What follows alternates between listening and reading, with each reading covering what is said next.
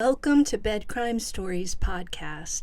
I'm your host, T, and I hope you're having a great day wherever you are in the world. The Kiely Rodni case continues to baffle. We now have a good idea of where exactly that sanctuary clearing is located in relation to the Prosser Creek Reservoir. It still seems odd for Kiely to have made such a big mistake if she really took a wrong turn and drove her CRV straight into the water. The roads leading to the water appear laced with large potholes, and the speed we've heard people can safely drive on those unpaved rocky roads without damaging their vehicles is between 5 miles an hour and 10 miles an hour. But when you add the darkness of the area into the mix, that's a complicating factor. There was a waning crescent moon that night, and fog too, according to the weather report I pulled online. A waning crescent moon is not going to illuminate the area very much, and fog would add yet another veil. I'd love to ask Sammy Smith if it was foggy when she left the party. And finally, there's alleged alcohol consumption and possibly other drugs. If all of these factors are indeed involved, it would spell a tragic accident, in my opinion. But we'll have to wait to see what the toxicology reports say. They will likely take 4 to 6 weeks, but we may never see them because it sounds like the family wants to keep that information under wraps. If this was an accident caused by an impaired Kiely, let it serve as a reminder to all of us that drinking and driving don't go well together, that substance abuse of any kind and driving are not a good idea.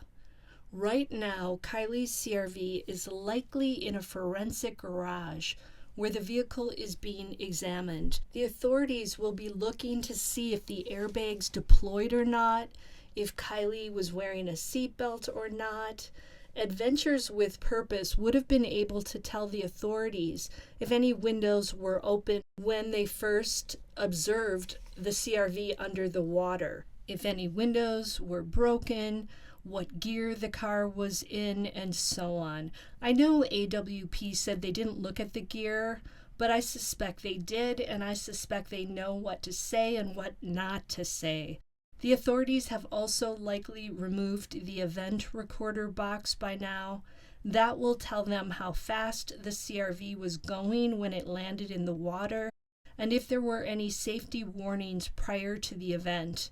The authorities will also know what damage existed prior to the vehicle being righted in the water and then being lifted out. We know Kiely was found in the back of the CRV.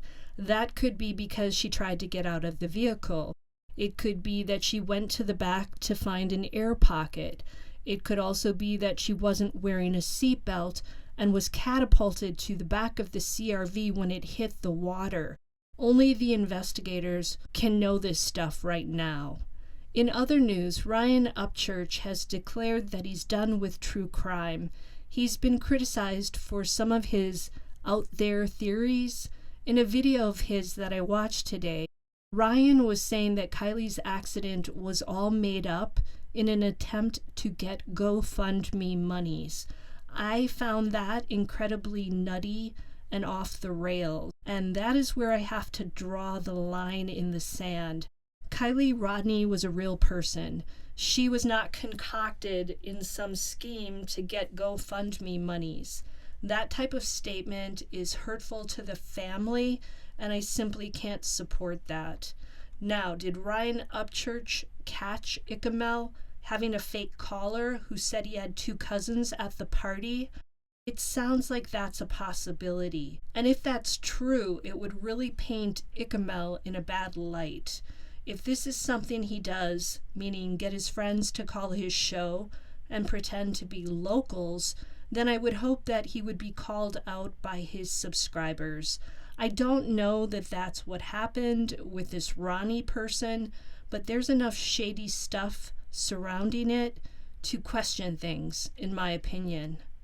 And if anyone lives in or near Truckee, California, you might want to consider attending the tribute to Kiely Rodni, which is scheduled for September 10th. Now, do me a solid and smash that like button. Also, subscribe if you're not yet subscribed. We love to have you as part of our Bed Crime Story family. And leave me a comment. I read them all. Until the next time on Bed Crime Stories.